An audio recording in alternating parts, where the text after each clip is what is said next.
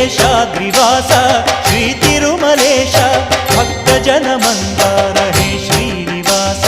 ನೀವೊಲಿದರೆ ಮನೆಯು ಲಕ್ಷ್ಮೀ ನಿವಾಸ ನೀಗುವೆ ಜನರ ಸಂಕಷ್ಟವ ನೀ ತರುವೆ ಮನಕ್ಕೆ ಸಂತೋಷವಾ